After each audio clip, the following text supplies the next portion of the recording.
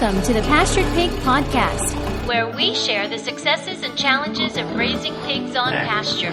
We talk to producers all over the country, from small homesteads to large commercial pasture operations. Whether you're new to pastured pigs or have been raising hogs for decades, we hope you hear new ideas and new perspectives on pasturing hogs. Here's your host, Troy McClung.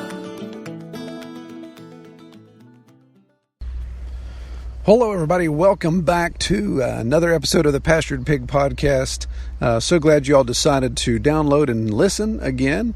Appreciate everyone that takes the time to listen to our podcasts and comment and review. Well, before I get into the interview today, just go over some basic updates. We really don't have much going on the farm yet. We'll know if our pigs have settled here in the next week. Currently, right now, actually, as I'm recording this intro, the boys and I and Kelly, we're kind of hanging out around a campfire in Stockton Springs, Maine, of all places. So we're taking some time away from the farm. So we're here just enjoying this area of Maine, cooler weather.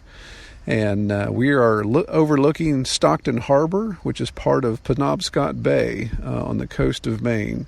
So we're going to enjoy some time up here, do some hiking in Acadia, and visit some other farms, actually, while we're up here. But we'll stop there. We'll jump into our interview. Our interview is with Gavin Dinnel from Dinnertime Farms. And I think you guys will appreciate his conversation that we had. He has some just neat insight on how things work on his farm. So let's jump right in with what Gavin's got going on.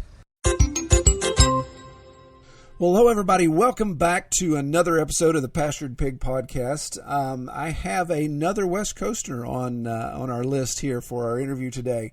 So I'm going to welcome Gavin Dinnel from Dinnertime Farms, and Gavin is in Washington State. Welcome to the podcast, Gavin. Thanks for having me. All right. Well, as I mentioned, so you're in Washington State. What area of Washington are you in? So we're in western Washington. It's commonly known as the Puget Sound region of Washington State. Okay, so that's a pretty moist area, isn't it? It is, yeah. We're well known for our rain here, and we would like for you to all know that even though there are pictures out there that show our summers are beautiful, it is quite rainy. We don't want you to move out here or anything. That's right. Got to keep the population control under control there. That's right. Beautiful summers here, actually. We put up with 9 months of rain to have some wonderful weather during the summertime. Okay, so is that usually how that shakes out seasonally then? Yeah, it does. Pretty mild. Nothing too much above 90 degrees this time of year, and in the summer. But we just have to put up with a lot of drizzle, in the other months. So I would assume that water for your livestock usually isn't an issue. Yeah, very rarely. Some parts of the state is pretty dry, but the western part of the state is pretty wet. So more mud is the issue than having water to supply the livestock. Sounds like us here in West Virginia. Mud is one of our staples. If I could sell mud, I'd be a millionaire. Right. Okay, so let's dive into your setup here. So as we mentioned, Dinnertime Farm. What is if you had to describe your farm to somebody, how would you describe it? Well, we're mainly a pork farm, so we generally just focus on raising pigs. And we raise them from weaner age to butcher size. Okay. So are you polyculture, monoculture? Do you have any other livestock on farm? We do have some sheep that we'll be eventually raising up for meat production, but they're not the focus of the farm. The focus of the farm is pork. We've got 10 acres out here, and not all of it is with pigs. So we use the sheep to kind of utilize the rest of that grass and, try to make things profitable on that side as well. Okay. So when you say 10 acres of land, is that the cumulative of the farm, or is that just what you have under fence, under pasture? Yeah, that's the cumulative. So that includes a shop and barn and our house, yard and all that stuff. So in pasture, we've got probably about 6.5 acres, and then we've got another 2.5 in some forested acreage. Okay. What's the topography like there? Is that generally flat, rolling, mountainous? It'd be gentle slope is what we have. So not too bad. Decent enough for a water slide, but not too bad that you roll down the hill. Yeah, so you can probably utilize your full 10 acres if you need to then. Yes. Yeah, we can do a good chunk of it, in some way with some livestock, or we actually just had the field hayed. So, right now where we don't have stuff on it, we did get some hay off of that. So we were able to do that as well. Okay, great. Well, let's talk about your pigs then. So you're not a farrowing operation, so you're buying your weaners and you're growing them out. So what are you looking for? Do you have a specific breed that you handle? Do you just get whatever's available? Well, it is tough. Trying to, especially if you zero in on a breed, to be able to find what you need if you're a decent size operation.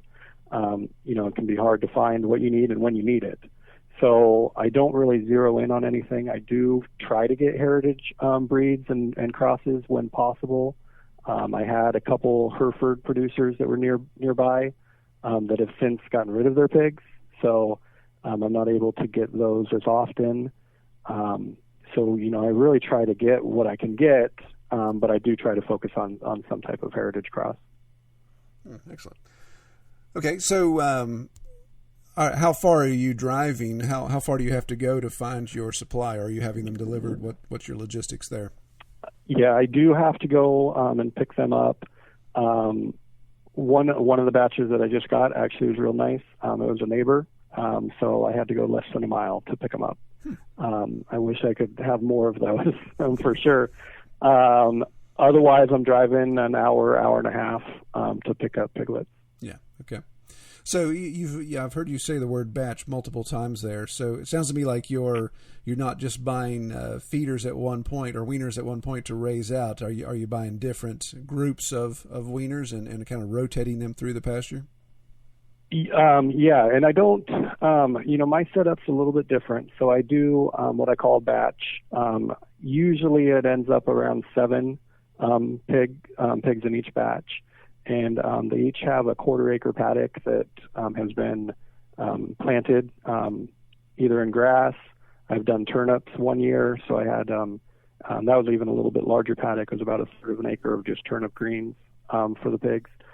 And I do that because I can manage the expenses a little bit better. I can sell the pigs a little bit easier because I pre-sell them, and I can kind of keep track of all of that. And kind of really. I can really dial in on what breed of pigs is gaining the best in my area and selling the best or tasting the best. All things that we as producers need to be understanding of in order to run a profitable operation. Okay. So looking at the notes that we had gone over before we started recording, you're finishing at 7 months, and your buying weaners are probably around 8 weeks, I guess? Correct. So 5 months on pasture. Are they staying in that quarter-acre paddock, or are you rotating them through multiple paddocks? So they do stay in that paddock, and I found that I've got one batch right now. They'll go in September, so they've got just a couple months left, and there's still about half of it is in grass. We're not, even though we're providing forage for them, we know that they need, all of us know that they need some type of grain in order to gain that weight in the amount of time that we need them to. And so, we still provide a free feed for them. So they have plenty of stuff to forage on, but they also get all of that free feed that they need to. Yeah, and I was looking on your Facebook page. You actually had a video clip there recently that you posted of one of your pastures ready to take the feeders on. You had your porta hut, had your feeder set up, and that was a gorgeous pasture. Yeah, I'd kill to have a pasture like that. So it really looked nice. So yeah, that was my question is, and it sounds like you're talking about it through that 5 month period. They're pretty rough on that, but I think in your video you even talked about you come back off season and you kind of reset and reseed. Is that correct? Exactly, and that's the main thing. We can leave the pigs on there and just leave it alone and kind of see what comes back, but that's not being very that's not being a good steward of the land either. So we really want to reset it, reseed it. It gets to be fallow. If I have pigs leaving in November, I'm not going to have pigs coming back, in between March and May. So that's, 5 to 7 months that it's going to be fallow, that I can really put some work into that and make sure that it's good and ready for the next pigs.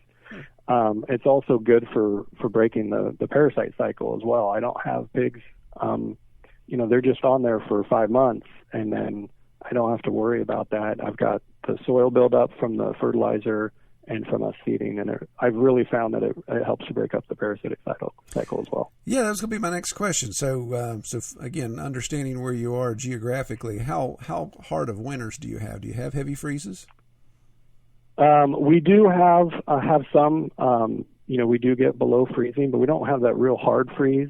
And here's the other benefit of the operation that I run. I don't have to take pigs through the winter. So, the last pig butcher date that I have is November 15th this year, and then I'm done with the pigs until the spring.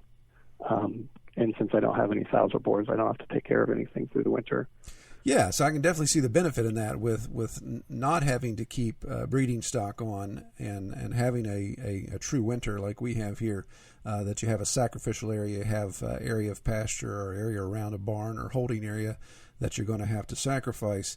Then you get to skip all that. And like you said, that X amount of time that your land gets to lay fallow allows that parasite load to diminish. So to the point of talking to that, when we're talking about parasites, so when you're getting your weaners, have they been wormed? Are there any certain medical regimen you're looking for from your growers, or do you take care of that once they're on farm? Yeah, I do I do like to have an initial worming, from the growers. I don't do anything extra once I get them here. And I haven't had any issue. I think, out of all the pigs that I've done, over the past 5-6 years, we've had one liver that we've had to throw out that showed any type of parasitic load on it.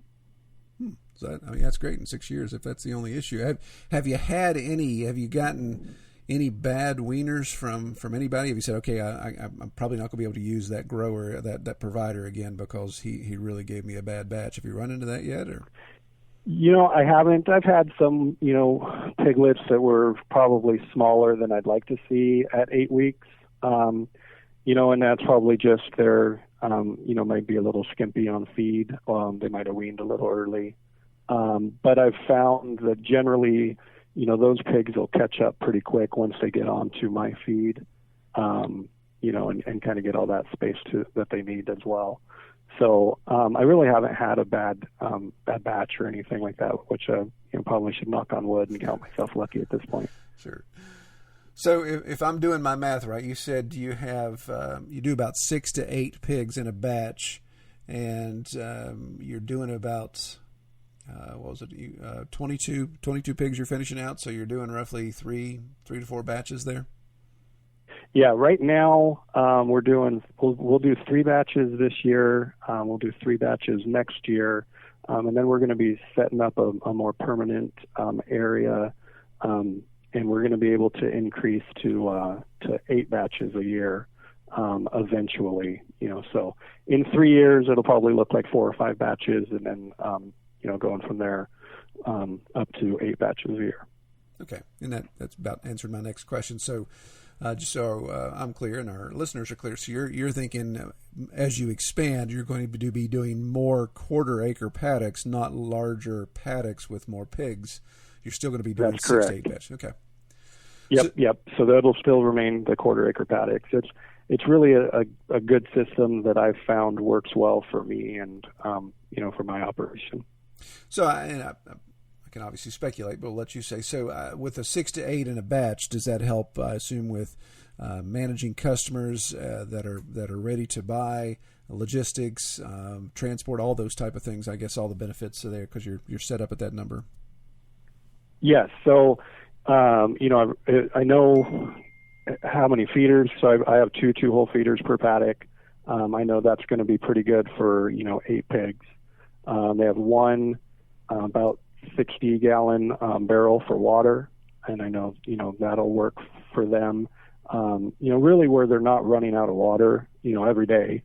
That's going to be enough water for a few days, and it's going to be enough food for a few days.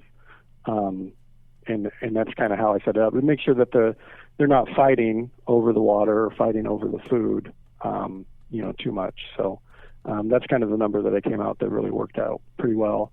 And we do on-site slaughter here, and then they're taken to the butcher. And the trailer, generally they've got about 10 hooks on the trailer, so they can do 10 pigs.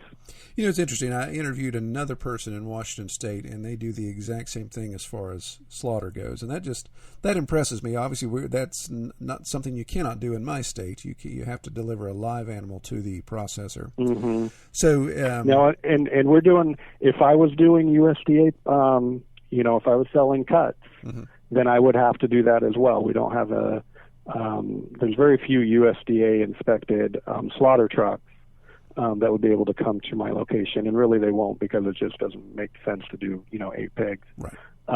So if I was doing that, I would have to take them live to a USDA slaughter, but my operation is just custom, so it's just state inspected, and we're able to do on-site slaughter at that point. Okay, so I know what I just said. I know people haven't heard that interview yet, so this is kind of this is where this blows my mind as far as who's actually going to get hurt first. Right. So in that example, at that point you are dispatching the pig. Are you doing anything other than just putting it down? Are you eviscerating? Are you doing any type of prep?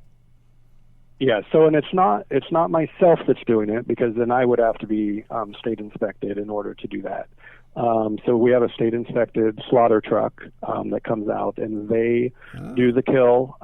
So they kill, and then they will eviscerate. They'll cut the pig in half, and then it will get taken to the butcher shop that'll be doing the cut and wrap from there.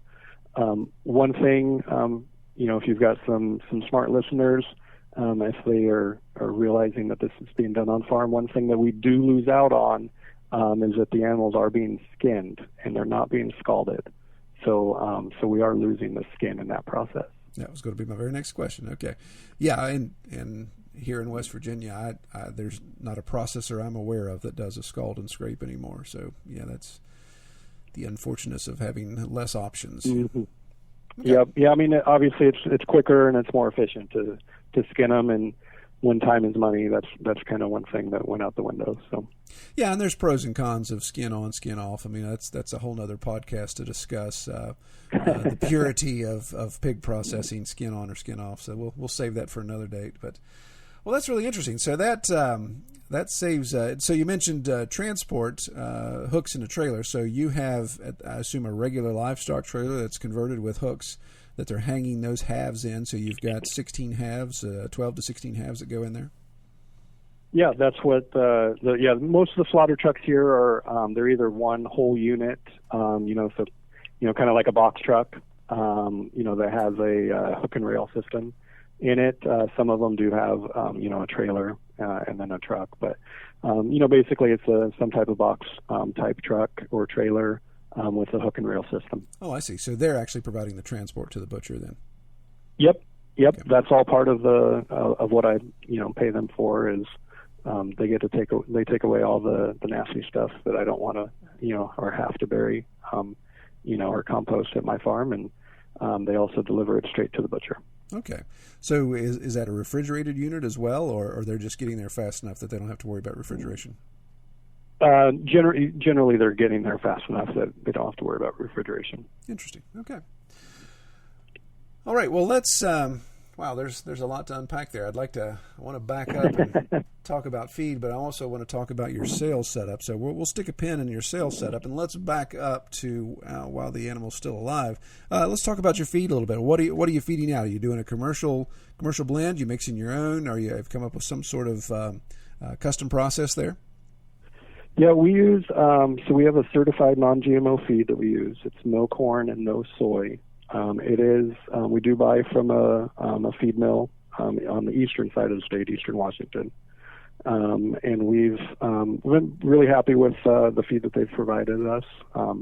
We get a good meat quality on the backside, and they seem to grow pretty well on the front side. Okay, so non-GMO, non-soy, non-corn.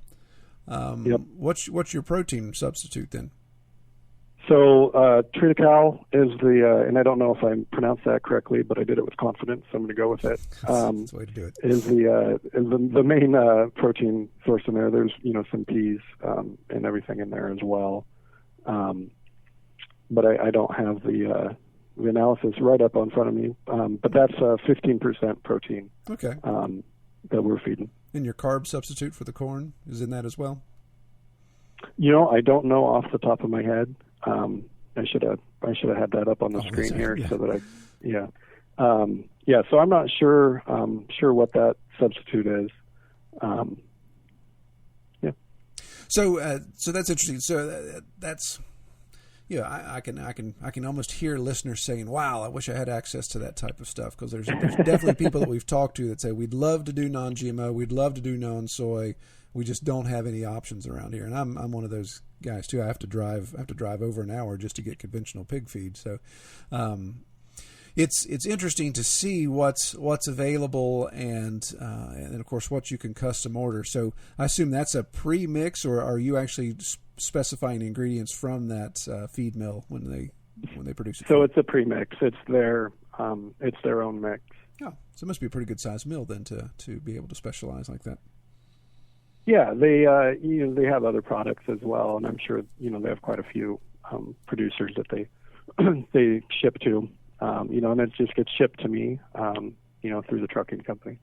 So in that process with your rotating batches, are you buying in large bulk where you're storing on farm, or are you buying just kind of lean inventory type of thing? You just get what you need, and the truck's coming on the next day to bring your next load.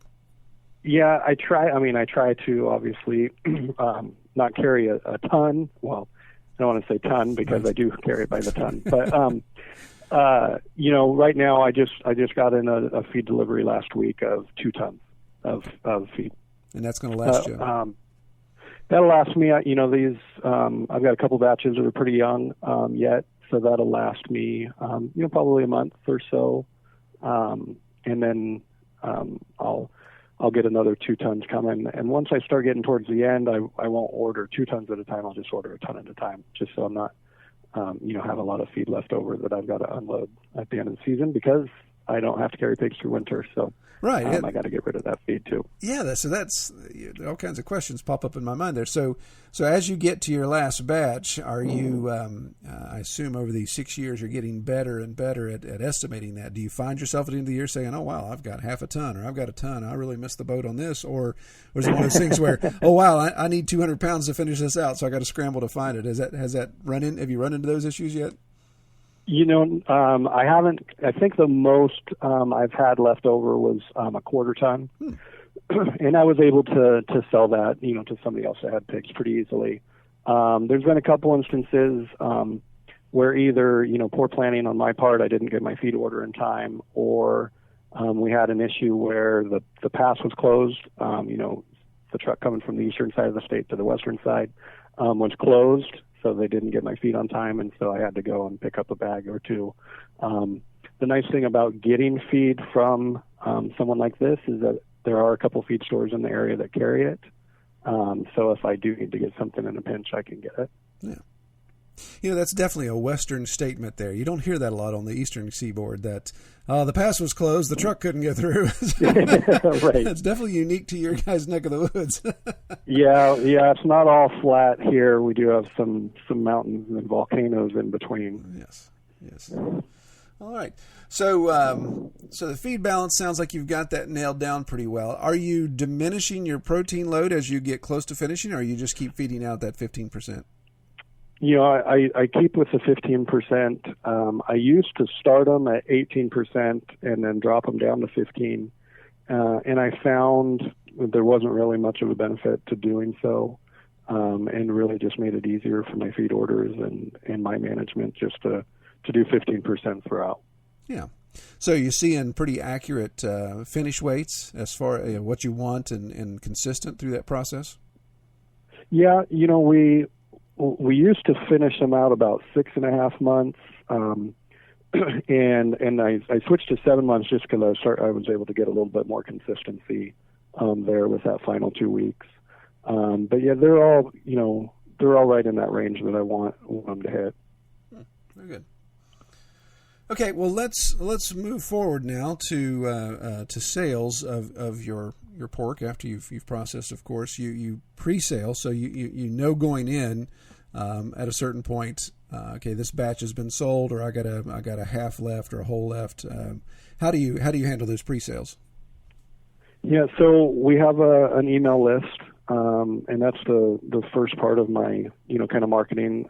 Before I even get piglets, I've generally identified the producer I'm going to get piglets from. I try to have people that I work with on a consistent basis, and I will put down half of whatever they're asking, for let's say 7 pigs when they're born. I want to know that I've got those pigs locked in at that date.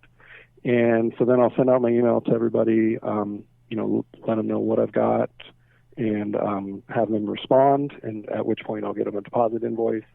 And usually by the time, the 8 weeks rolls around and I go pick up the piglets, I've got all of them sold. And probably 90% of the sales right now come through the email list. That's excellent. Yeah. I'm a big proponent of email. There's definitely, some people say it's a dead animal, but I think it definitely has value, especially for farming communication, pre-sales communication. It does, and I think if you have people that have shown, that they want your product, so they've already purchased from you, so you know that they are a customer waiting there for you, you need to have a way to contact them directly, and email is the way to do it. Very good. Okay, well, one other thing you had put in your notes in talking about your sales was your flat fee system. Elaborate on that if you don't mind. Yeah, so we do just a flat fee. So for a half pig this year, it's $550. For a whole pig, there's a discount there, so they're paying $1,000. And for us, that includes everything. That includes the cut and wrap from the butcher. Some people out in this area, because we do on-farm slaughter, they'll charge a portion of the slaughter fee. So all of that is included in my cost to the customer. And it makes it really easy for them to understand this is what I'm paying and this is what I'm getting. I let them know what the average is, that they'll take home from either a half or a whole. And it's usually more than that. I try to undersell and over-deliver, and that makes everybody happy. Yeah, that's always the $20,000 question is, what do I get for $500? Yep. What do I get for $1,000? And of course, that's not an easy question to answer. It's not like there's a pat answer in that situation, but it sounds like if you underestimate, then right. And it's not. And we always want everybody to be happy, and so you always want to. Sometimes it's just natural for us to say, "Oh, you're going to get this," and that might be pushing it. So you really have to kind of have a really good understanding of what they're going to get. And what kind of changes that as well. If they're getting bone out on everything, that's going to change that number. So, you just have to be real comfortable in laying out that information to the customer in a way that they can understand. Yeah, and it sounds like if you've got a lot of repeat customers, then they're appreciating that process. I mean, I'd love the idea of a flat rate for the convenience side of it, because I find myself spending a lot of time near the end just explaining.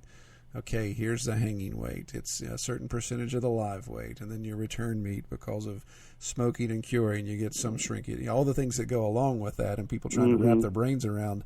Well, that was a 350-pound hog. How come I only have X amount of pounds of pork back? So. And it's tough because for each person that's asking that, they're asking it for the first time, but you're hearing it for the 100th time, and it's hard to explain it. In a way that A, they can understand, and B, doesn't sound like you're frustrated. Exactly. Because you've had to answer this question so many times as well. Right. They can almost hear you rolling your eyes on the phone. Yes. Right. Yeah. So that's great. So, so obviously in that process, how do you handle? Because I know when I get into some custom situations, there I've got client that says, hey, I have one client that says I want an all bacon pig, which that always is a fun conversation. But then we have some that say, hey, I want like I know our processor charges us extra for stuffing, so they say, well, I really want a lot of link sausage, so I find out that their processing fee could be $100, $150 more. Because instead of just regular bag sausage, they wanted 85 pounds of sausage stuffed. How do you handle those type of things? Yeah, so we do put in the email that comes out when we're selling these pigs is that if they want anything really above and beyond, the examples I use is pepperoni. So if you want pepperoni sticks or summer sausage, those are higher priced processing items. And those will be charged, directly to them. So just the actual cost. So they would pay me the flat fee. I would get the number from the butcher for the extra processing and then charge them for that. Okay. So I assume on the front end, you're probably getting good faith deposits to get people secured and then also help with cash flow. Yeah, so, that's the great thing about the flat fee system is that I'll get my deposit that will cover the cost of the piglets and, really about the first month of feed that they need. And then the customer will pay 4 monthly payments after that of either $100 or $200, depending on a half or a whole. And then that's my cash inflow, all my capital, for the entire batch. I know that I'm making, 30 to 40% margin on each pig, so I have that money available if I need it. And if I don't, then it's all there at the end. Yeah. Yeah, it's a good setup.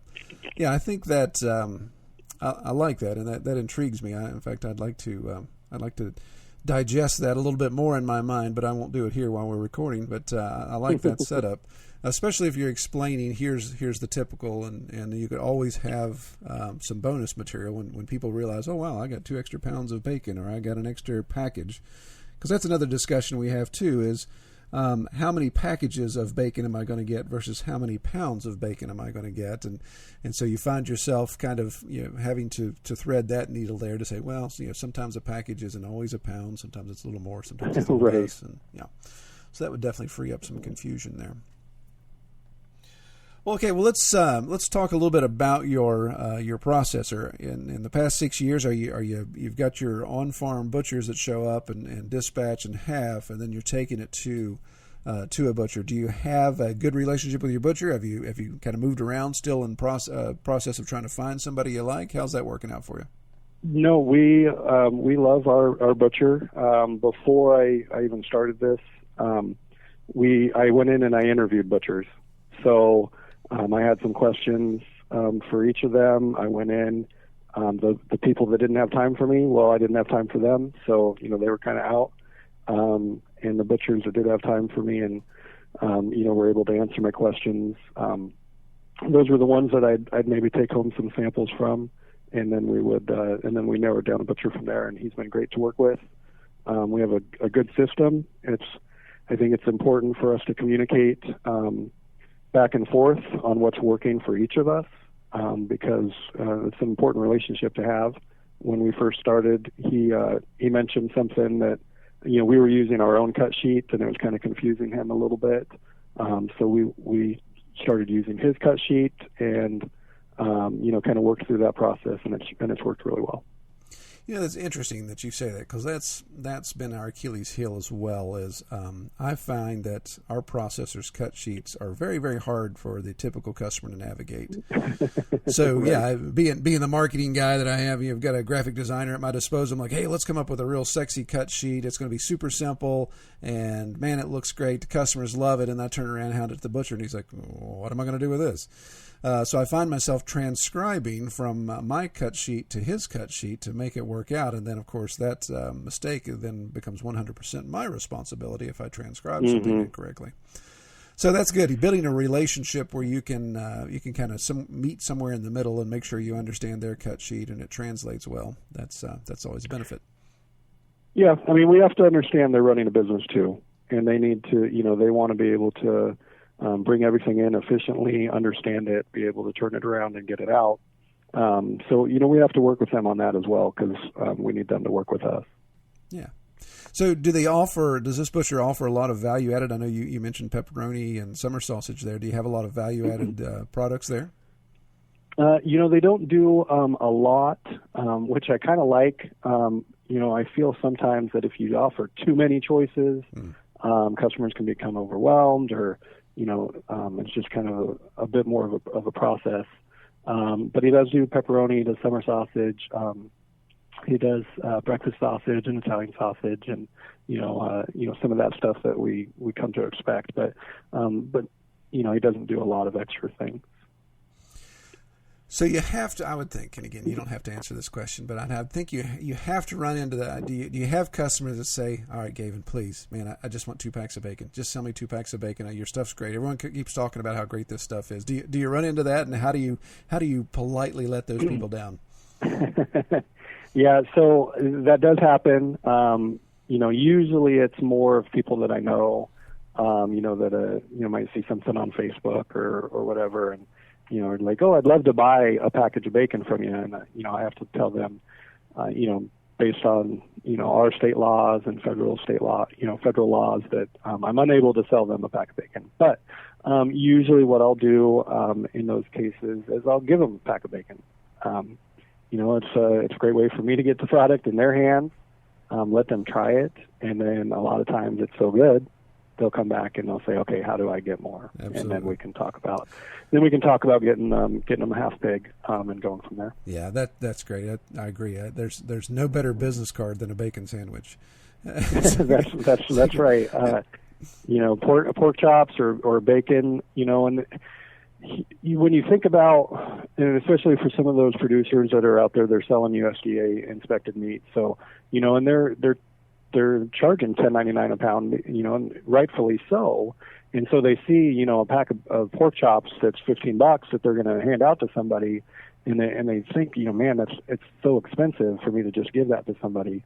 But that person's probably going to turn around and buy more than what you just gave them, and they're also going to tell other people about it. And word of mouth is such a big part of our marketing, for small scale producers, that we really need to be able to do everything we can to push that. Yeah, and I think that's a good point. I think that's something a lot of we as producers we don't capitalize on well, and we don't do a good job of explaining. You're really underscoring the bulk buy.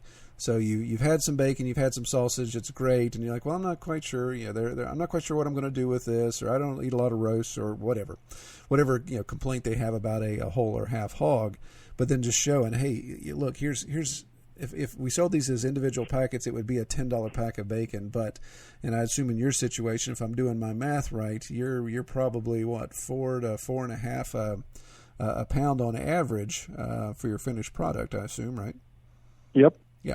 So that shakes out pretty great when you say, hey, you can buy a half hog or a whole hog and be 4.5 or less per pound of bacon and all this other stuff. Right. And I think that when that clicks with a customer, I think they get it and they realize, oh wow, okay, yeah, that's benefit. Yeah, and we have, there's plenty of people out there that have been fed food that wasn't cooked properly or wasn't grown properly, and it's resonated with them. I had a customer's husband that had pork chops sometime in his past that were horrible, and so he doesn't like pork chops. Well, he's never had farm-raised pork chops, right, is the problem. And so, I heard this, gave the customer a package of pork chops, told her how to cook it for him, and now he loves pork chops. Exactly. You're going to run into those instances as well, and it's important to be able to educate people with recipes and, whatever we can to help turn that tide from their past food memories and really show them what food is meant to be. Yeah, I think it's so important for we as producers to look at, again, the tail end of those and look at the opportunity to say, hey, what if we did some tastings? What if we gave away some product samples? What if we had a booth set up where we're just offering free samples and all we're doing is taking deposits, or even partnering with local restaurants or the chefs that want to come by and do some farm dinners type of thing and say, hey, I'll provide the protein, you provide the preparation, and then be able to cross market there, and then, like you said, just get people to overcome the stereotype of a pork chop is a real thin white piece of meat that's kind of tasteless. Right.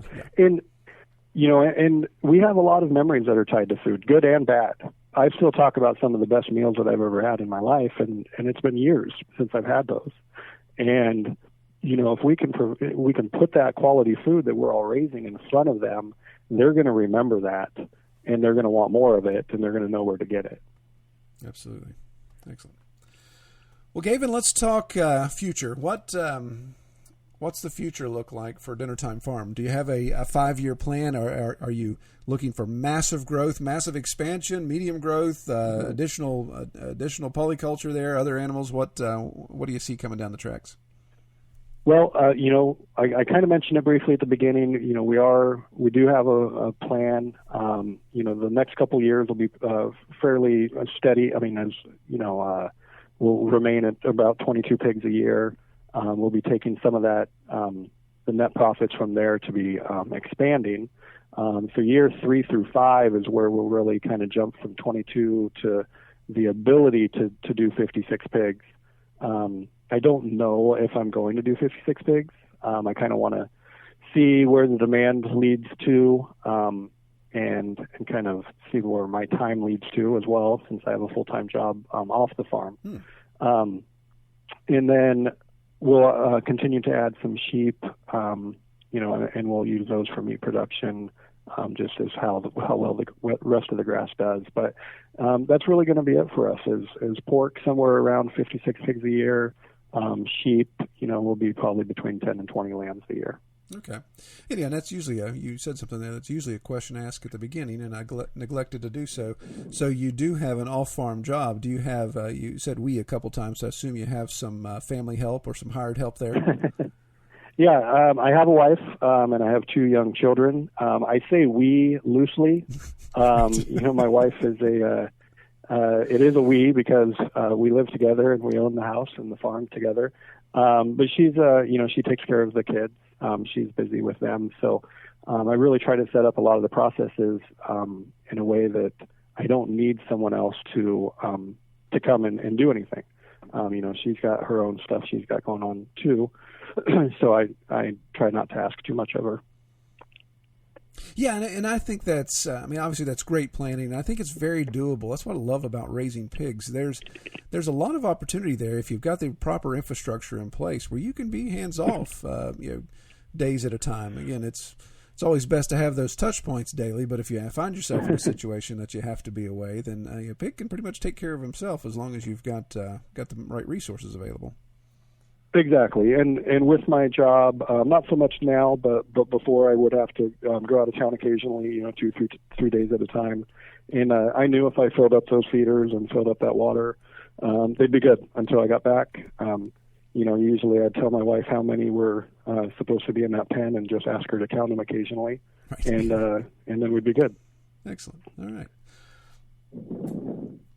Well, so future plans as well. I probably know the answer to this, but I figure I'm not the only one thinking it. Do you see at any time you ever being a farrowing operation? Are you just happy with your model right now? Going to stick with that? Yeah, I get asked that question all the time. Just from people that come visit the farm, and from other farmers in the area that I talk to. Sometimes even my wife. Because who wouldn't love to have little piglets running around on the farm? Right. And the answer is I do not ever plan to become a farrowing operation. I feel like there's a lot of headache and a lot of time and a lot of resources that go into that. And if you have one bad farrowing or, something happened to a litter, you really lose your profits. And that's not something that I want to deal with, so I let other people deal with it. Very good. Yeah, that's a good explanation. We farrow on our farm, and there's times I want to be just like you. Just want to drop it and walk away. I do try to encourage farrowing operations as much as I can. Because I need you, right? Exactly. To provide piglets for me. If everybody stopped doing farrowing operations, then I don't have anybody to buy piglets from. So, I definitely encourage those of you doing it. And I also try to make it easy for you, if I'm working with you to buy piglets from, I try to make it as easy as possible for you to make sure you have what you need so that you have a reason to keep doing it. Very good. All right. Well, I'll ask you a question that I usually close out with all of my interviewees, and that is, Gavin, what is your best experience or favorite part about raising pigs on pasture? If anybody says that it's not eating the product, then they're wrong. That's right. Because that's got to be the best part of it. And that honestly is one of my favorite days. Not when the pigs leave, but when I get to bring them back home in little white packages. Exactly. And put them in my freezer, because not only do I know that I'm getting a quality product and I know how it was raised, I also know that I'm taking care of my family and providing for them. There's a lot of satisfaction in walking past a full freezer and knowing that the fruits of your labor from the previous year have stocked that. And like you said, the quality you're getting, you know what was put into raising that meat. You have more respect for the source of your food and the way your food was raised. Absolutely. Oh, absolutely. All right. Well, how can people find out more about you? I know we've talked about your Facebook page. You want to give a Facebook shout out there so people can find you? Yes, so they can find us Dinner Time Farm on Facebook. That's currently the only way to find us, but we do try to be pretty active there, posting pictures and, providing some education, since that's where a lot of our customers also find us. Okay, yeah, so for those of you listeners that would happen to be in the Puget Sound area and you would like to buy a whole or half hog from Gavin, then you could obviously go to the Facebook page, send him a message, get on that email list, and get that process rolling there. Well, Gavin, I appreciate your time. I appreciate you coming on the podcast and sharing your story with us. Maybe in the future, I know there's some other topics we didn't get to. We're hitting the 45-minute mark here, but we'll probably have you back on to talk about some of your details with your management and your in your batching process. So, if you're willing to do that, we'll get you back on here. Yeah, I really enjoy helping other producers, and and some of the things I talk about are a little outside the box for what normally happens. So if anything I can bring to the table to help people, I'm definitely willing to do that. Excellent. Yeah. And that was my motivation for doing this entire podcast. I felt like I was on an island at times raising pigs, and man, we need a regular source of input from people all across the country that have different experience. So I just really appreciate everybody that does come on here, and appreciate you taking the time to do this. Yeah, and having a podcast to listen to and realizing that there's other people out there making some of the same mistakes, it helps you feel a little bit better about what you're doing, and also listening to, some people's positive experiences that, can get you through a bad patch also. Oh, it does. I found it. I've already found it so motivating for me. I've learned a lot, and like you said, that the positive energy coming out of knowing, okay, I'm in a bad slump right now. I can push on through because of talking to these other people and hearing their experience as well. So, well, I appreciate your time tonight. I'll let you go, and actually, it's not tonight there, right? Because you're still in the afternoon. We're still in the afternoon. I got to go home and feed some pigs. All right. Well, appreciate your time. You have a great evening. All right. Thanks for having me. All right. Take care. Well, I hope you appreciated that and gleaned some information from Gavin there. I'll link below to his information, where you can find his information. I say below. I'll link in the show description. I get my YouTube syntax and my my podcast syntax mixed up. Anyway, somewhere there will be links to Gavin's farm and his information. You guys can check that out. Again, if you would like to be a guest on our podcast, or if you know someone who I should recommend, reach out to, just let me know. Or if you've got subject matter you think we need to cover, then let me know. We got some good topic-specific interviews coming up here in the next month or so. So I hope you guys will enjoy that as we get into some specifics. Well, again, feel free to give us a rating and ranking below.